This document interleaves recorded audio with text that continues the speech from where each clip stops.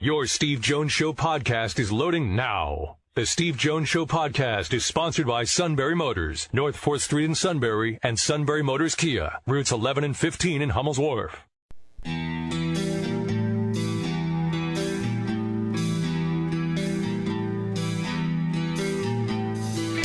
Sports talk where your voice counts. This is the Steve Jones Show on News Radio 1070 WKOK. Now from the Sunbury Motors Studio, here's Steve Jones.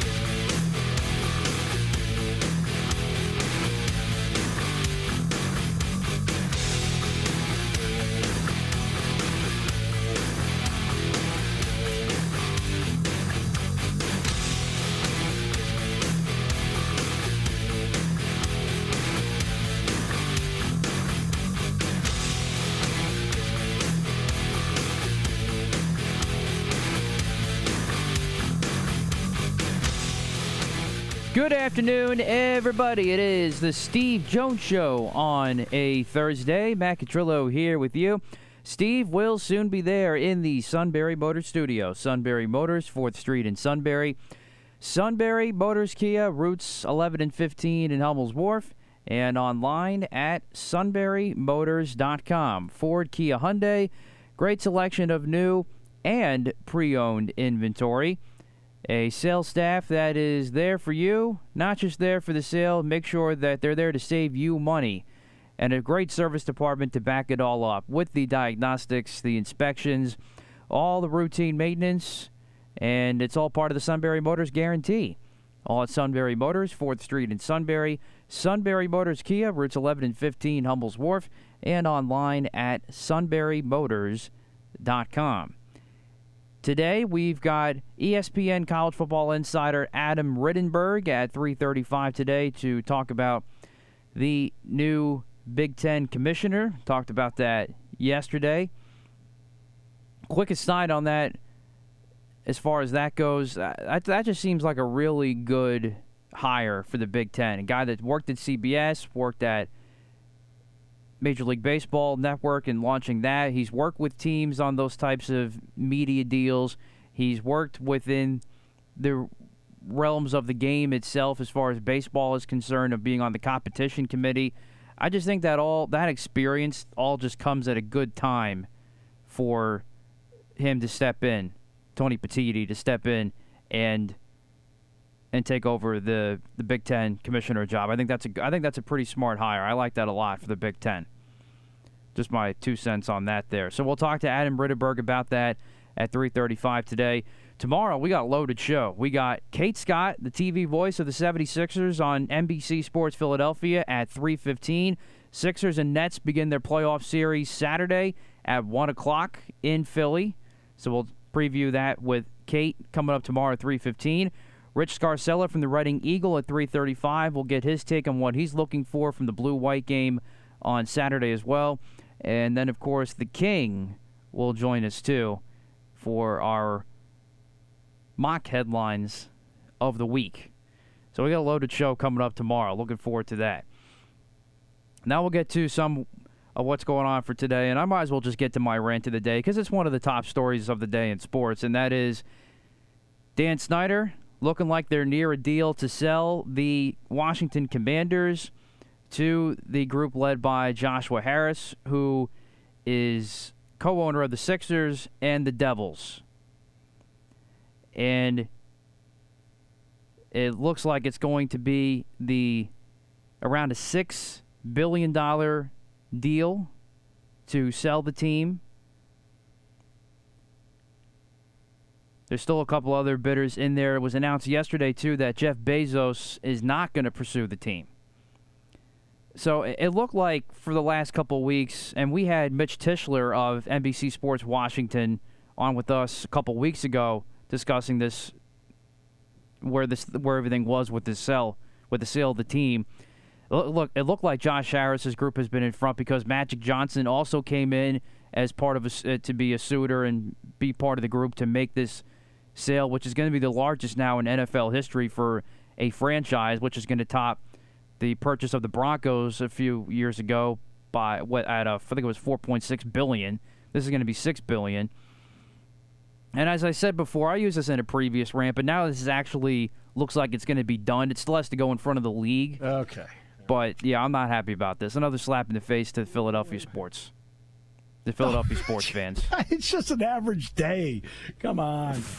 Hey, come on. What the heck? Santa Claus, NFL Man of the Year, Dollar Dog Night. No, senor! No, senor! No, senor! Yeah, that wasn't the finest moment either, the Dollar Dog Night thing. There are certain fan bases that are consistent.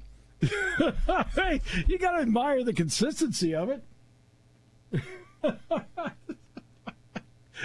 Only they can take Dollar Dog Night and destroy it. Well, here's the thing. Just that using that as an example. You know that the reputation is out there about your own fan base. Don't do any more things to keep that alive. I hate when Philly fans act out like this now because then this lazy narrative reputation stays alive because you keep giving people more fuel to the fire here. Just don't do it. Stop. It's a hot dog. Enjoy it. Eat it. At least that's the one thing you'll get good out of it, whether the Phillies win or lose. So it drives me crazy, in fact, when Philly fans act out because it keeps this narrative going. Just like when that kid ate the horse poop during the Super Bowl parade or Super Bowl celebration a couple years ago with the Eagles. Don't do it. No more. We got to help each other out. Philly fans, don't be stupid. That's part B of my rant of the day today, in case you were wondering. What was part A? I was getting to it, which is now it seems like that Josh Harris is actually going to go forward and now own yet another sports franchise and take the Washington Commanders. Need I remind you, he started himself in owning sports teams with the Sixers. Then he bought the Devils, rival of the Flyers, who he shares the building with, and now he goes to get the Washington Commanders. Division rival of the football team in which is across the street from his team's arena. And oh, by the way, have the Sixers won a championship under airhead Josh Harris? No.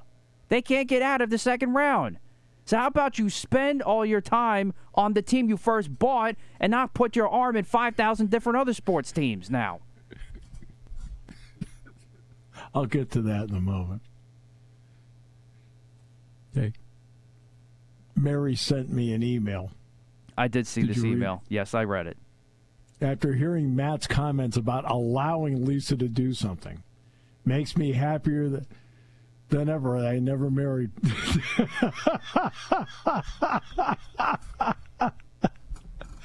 Oh, goodness gracious. Keep up the good work. Maybe someday Matt will grow up. Get the lingerie on the deck. Call the janitor. Oh, you speak for many, Mary. You speak for many. Over here, I just feel like I'm sitting in the choir and Mary's just preaching to me. All right. We got, what, Kate coming up? That'll be tomorrow. We got Adam Rittenberg today. Rittenberg today, so Kate's on tomorrow. Kate tomorrow and Scarcella tomorrow. And the King. And the King tomorrow, yeah. Full show. Yeah.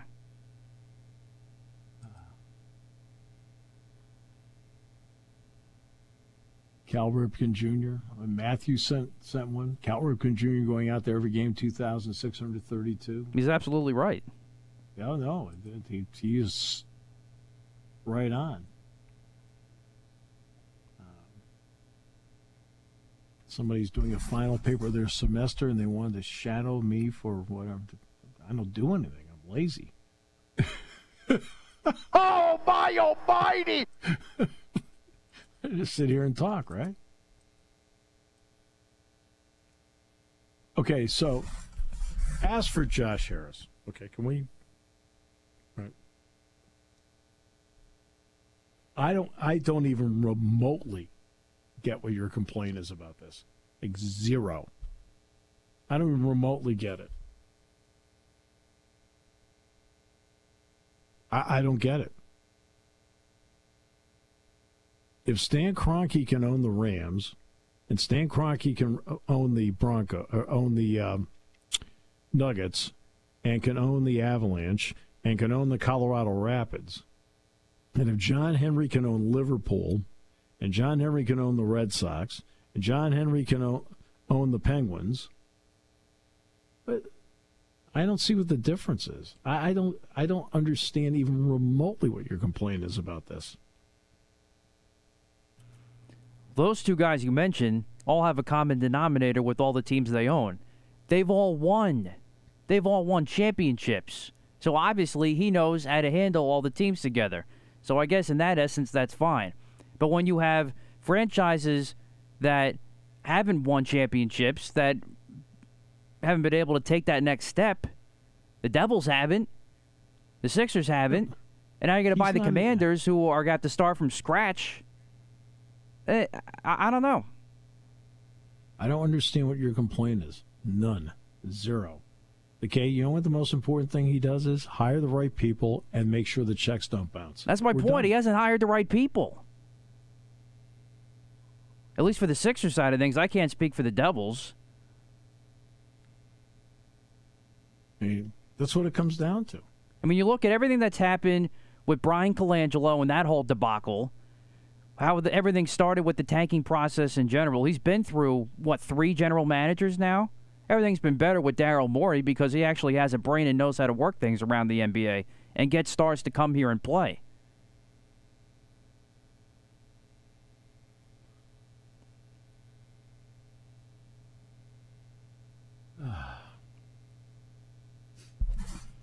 I don't see what your complaint is. I really don't.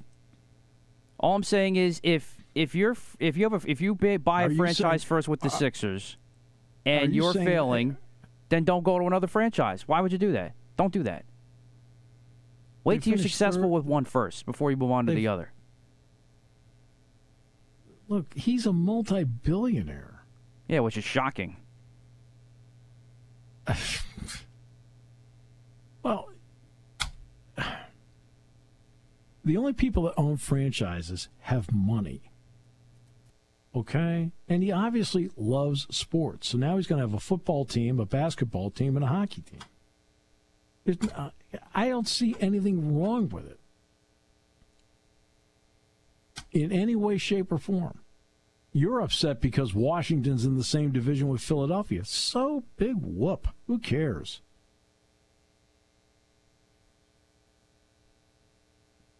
I don't understand why you even care about that. I don't get it.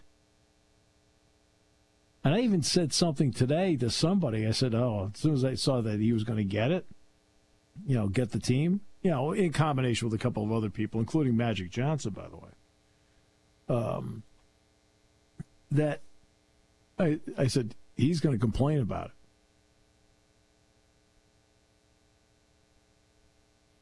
And I don't understand even remotely why it's even remotely a complaint. I mean, what does he really have to do with what's going on other than being one that provides the money for it? It's not as if he sits back and he tells the Sixers, don't make any moves. We have financial problems. It sounds to me like they have all the financial freedom in the world to do everything within the rules of the NBA to get personnel. That isn't that if you are owning a team, okay? Because look, I mean, let me give you an example of people who would have an issue with their ownership, and that's the Pirates. Okay, they don't spend any money. They do nothing to try and improve the team with something dramatic or exciting for their fans. They're pocketing $61 million a year from their TV deal. I mean, and asking yourself, what are they doing with it? Okay, that's an ownership problem. Okay? The Sixers do not have an ownership problem. And the fact that he bought the Commanders, they still don't have an ownership problem. And the fact that he owns the Devils, still don't have an ownership problem. unless he suddenly becomes overextended and says we can't afford Joel Embiid, I don't understand what your problem is with this. Well, I do worry if it will ever get to that point. I don't think it will, but I just think you can never know with Josh Harris. That's all. I've never gotten a good vibe with him. Just the way he conducts himself, the way he is in front of the meet. I just get the sense that this guy just like, and I guess that's fine if you want to do it this way. I don't think that's the proper way to do it. It's not how I would do it. It just seems like he just kind of sits there, has a couple drinks, and just lets everybody do what they have to do and keep things going. Like, I don't think he really... All the franchises, for whatever they are right now, aren't anything because of him. Sure they are. It's his money. How do you think you're keeping Joel Embiid? How do you think you're paying James Harden? It's because he finally hired a smart general manager in Daryl Morey who knows how to handle all these things. But guess what? Daryl Morey is sitting there, and he has the resources from his owner to do it. I'm not saying he's the greatest owner in the history of sports, but geez, he's not cheap. I don't understand even remote, but because it's Washington. You'd have been okay if you bought the Arizona Cardinals? No, I wouldn't have been okay with that either. I don't care if it was the Cardinals, Why? The Texans, the Jaguars. I don't care because I want him focusing on the Sixers. It's not your money. And guess what? He's the owner. He's not Jerry Jones in charge of player personnel.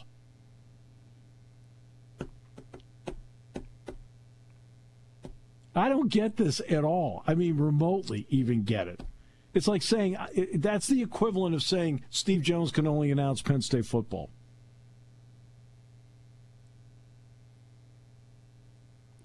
Go ahead. You don't want me to also do basketball?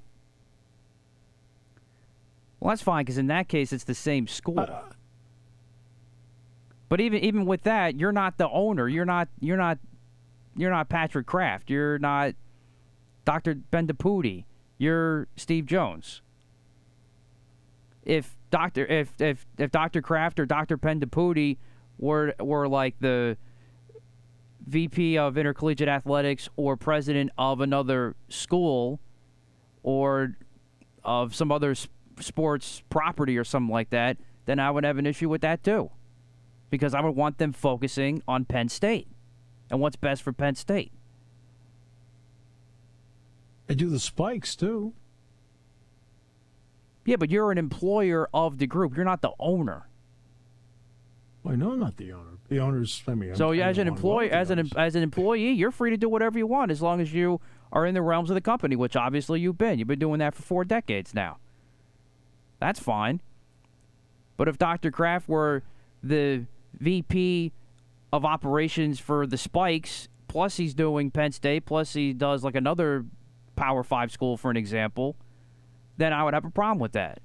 This guy is a multi-billionaire. He's fine. He's got, he's making sure everybody has the funds to compete. The Devils are better this year, right? They're better, but they're not a championship contender. Well, it takes a little while to do that.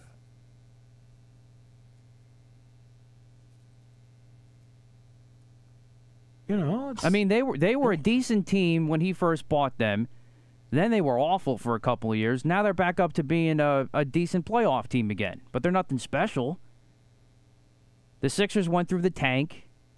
They finally became a playoff team. Now they're a championship contender. They just need to get over that hump. Now we'll see what he does with the Commanders. And his soccer teams haven't done anything special. They're making money, but they're not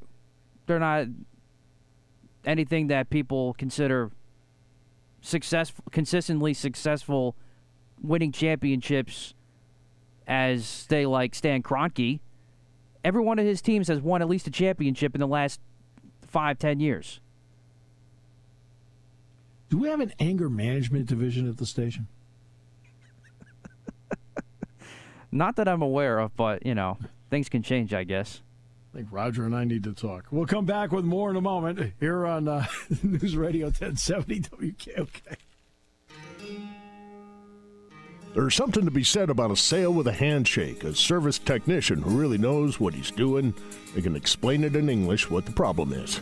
There's nothing better than having that friend you could trust in the area. That's Sunbury Motors, where you get selection, knowledgeable salespeople, and prices that fit your budget, and more important, that friend you can trust. Welcome to Sunbury Motors, Kia, Ford, and Hyundai. You could shop other dealers and compare prices, but at Sunbury Motors, you get their lowest price promise. They research the current used vehicle market and guarantee their used car prices are the lowest. If you find a lower price, Sunbury Motors will beat it. 3 dealers all in one. See their full new and pre-owned inventory at sunburymotors.com. Pick out a vehicle you like and schedule your test drive online. Follow them on Facebook. Sunbury Motors Ford and Hyundai, North 4th Street, Sunbury, and Sunbury Motors Kia, routes 11 and 15 in Hummel's Wharf.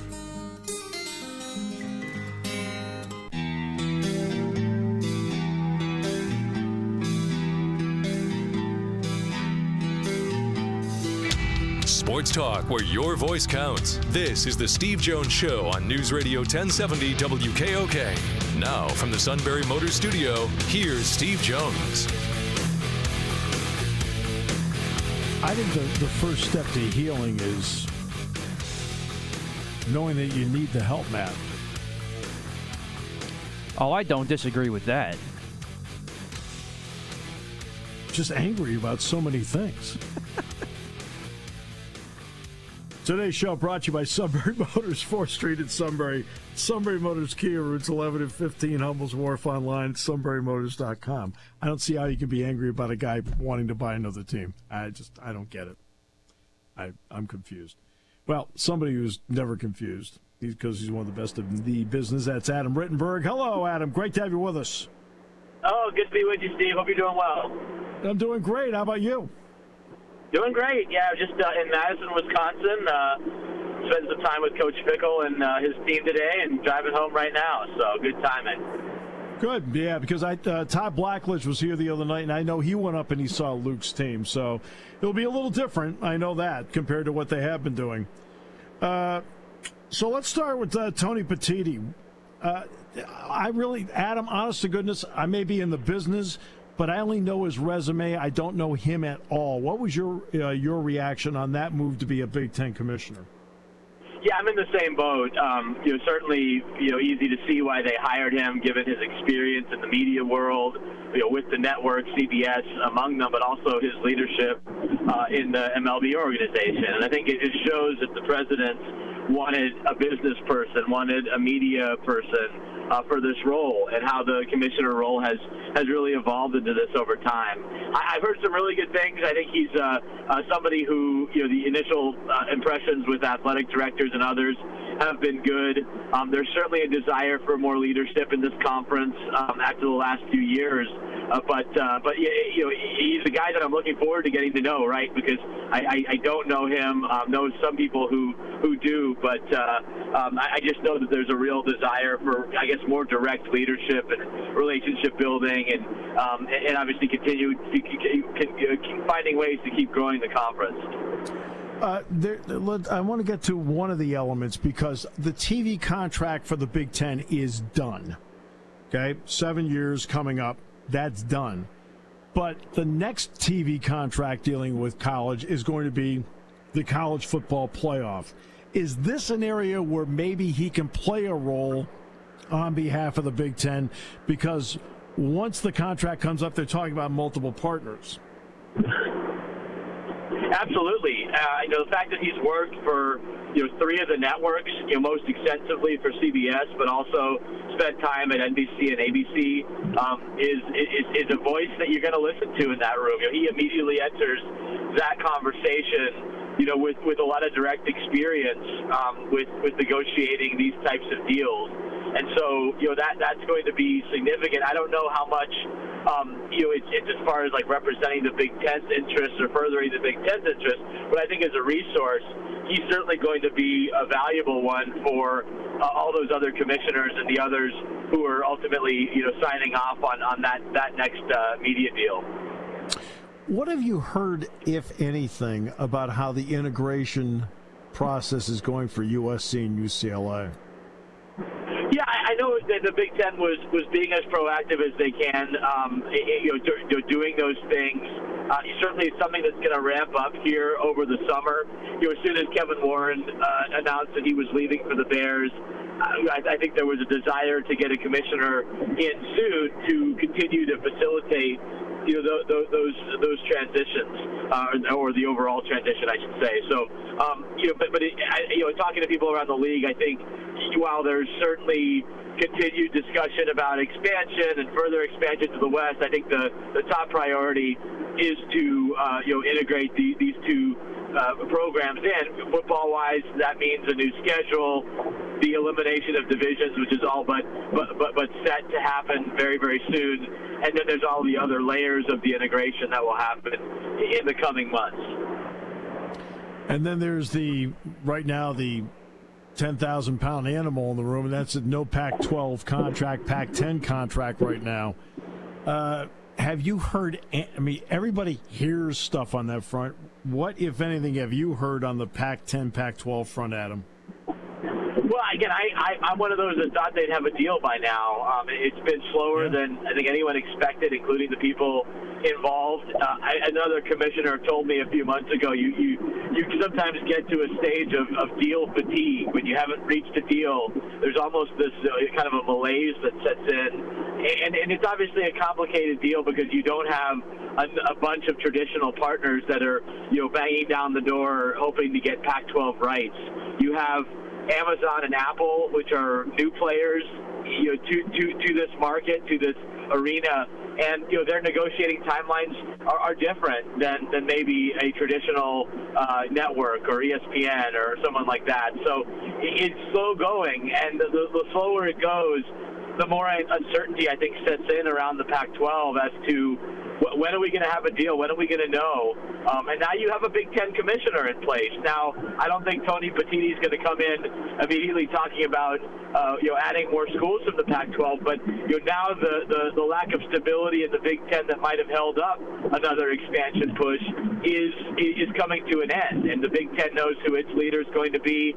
There's certainly a sense around the Big Ten that they're not done expanding. It's just a question of when.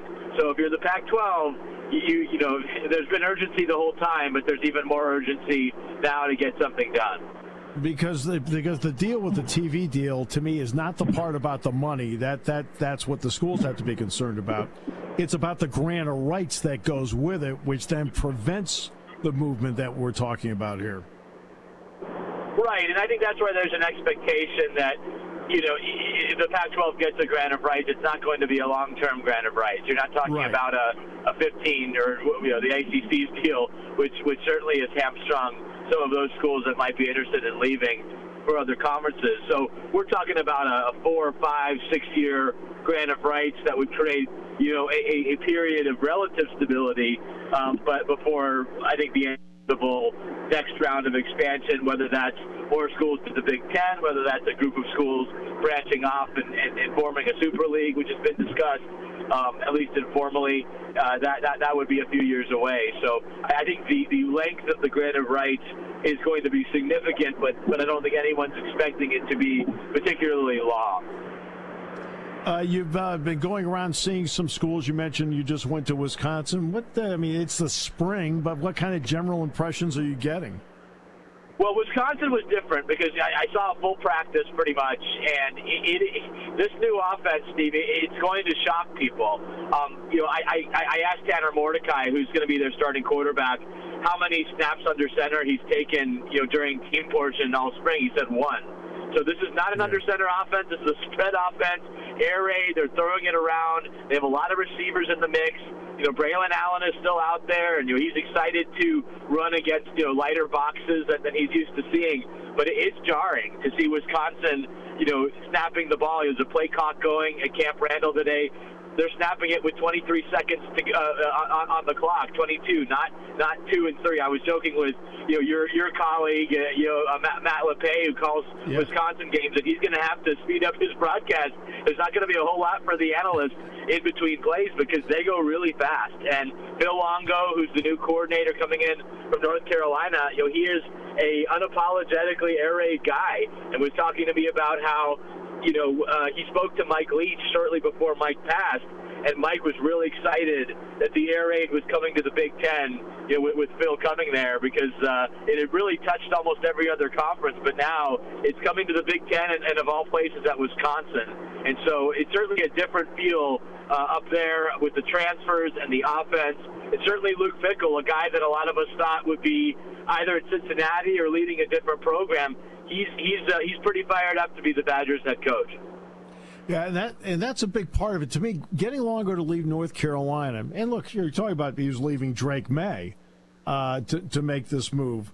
What were your thoughts when they were able to land him to then implement this vision that Luke Fickell has? Right. So Luke Fickell almost hired Phil when he got the Cincinnati job. Phil was saying they created a friendship, and he was about to, or he would have considered it, but Ole Miss had offered him the offensive coordinator job, more money, more stability. So he went to Ole Miss, but he stayed in touch with Fickell over the years, and really was not going to leave North Carolina for many OC jobs. But this was one that he thought was a great fit. His wife is from Wisconsin.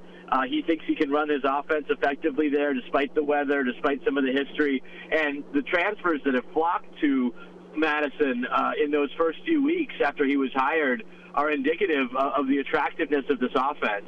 Tanner Mordecai told me that Phil Longo was really the reason he came to Wisconsin, that he wanted to play for a guy like that at a school like this.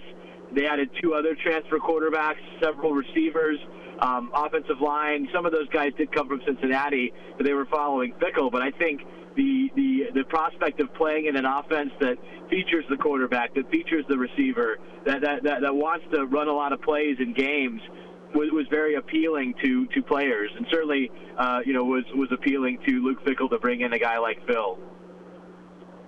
The first down they get with the air raid will bring with it a standing ovation at Camp Randall. It also means that Mike Lucas, Matt's analyst, won't be saying as much. Nope. No, he won't. No, he will not. You know what?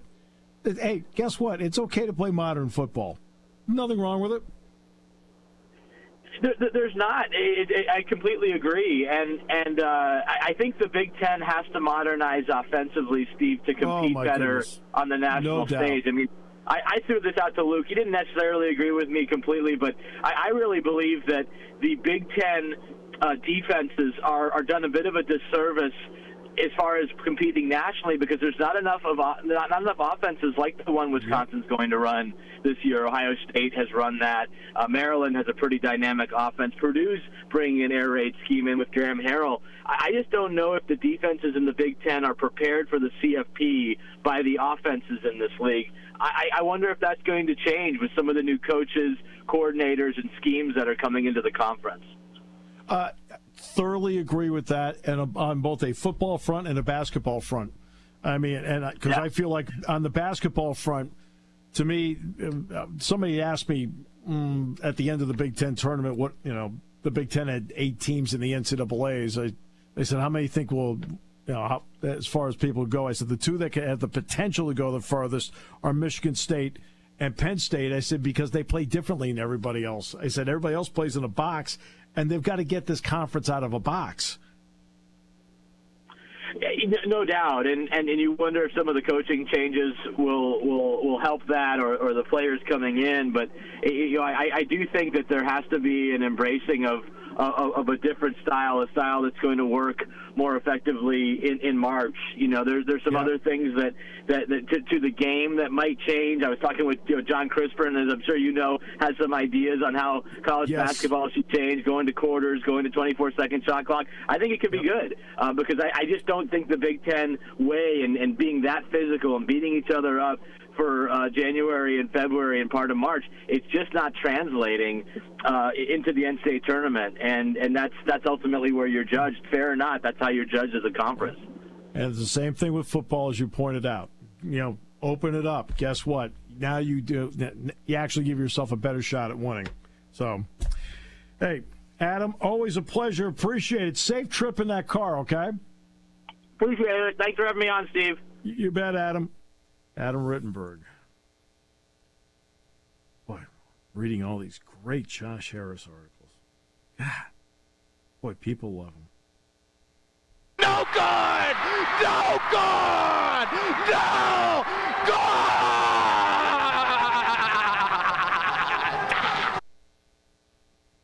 Gets up at 5 a.m. to work out, works till midnight. Wow. Puts in a lot of time.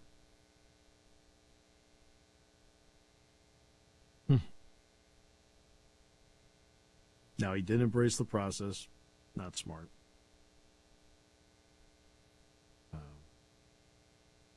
But, I mean, that's the kind of guy he is. He's like work all the time.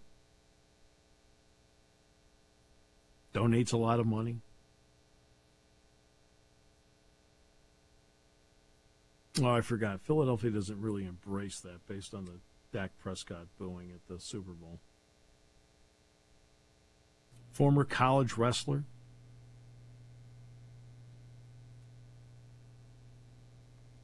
"58 years of age."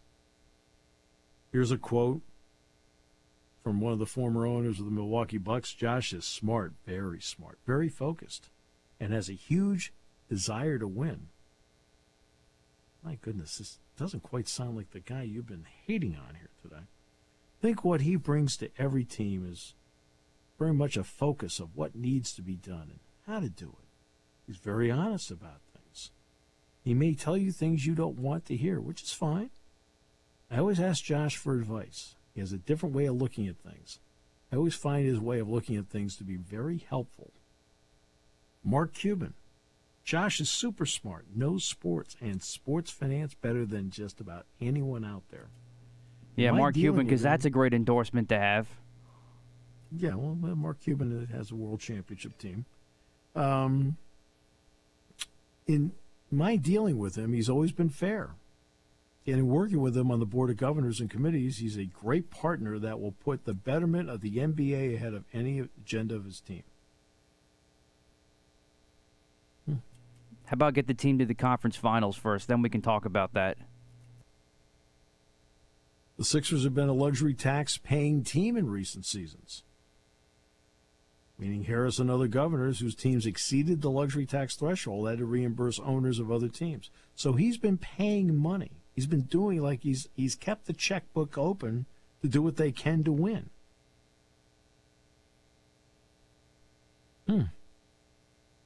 Wow, this doesn't sound like anything like the slacker you portrayed him to be.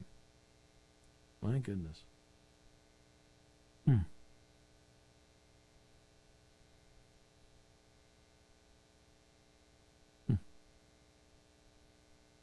When it came time to draft, they brought up, do we draft Jabari Parker or do we draft Joel Embiid? And Josh and I talked a lot about it. He said, I think Embiid's the better player.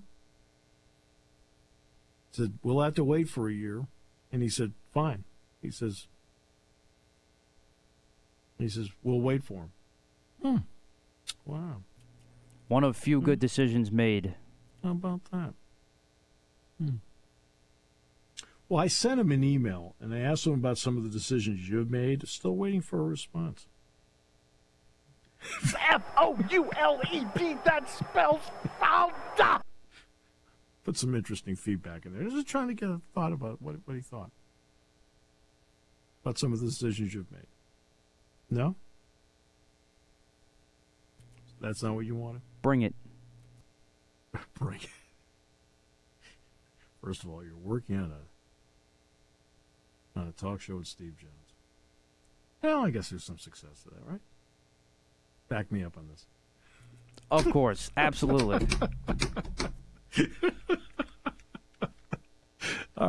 come back with more in a moment. He had the gall to buy a team in the NFC East. Oh, ooh. Wow. Oh, man. Here on News Radio 1070 WKOK. No, señor! No, señor! No, señor!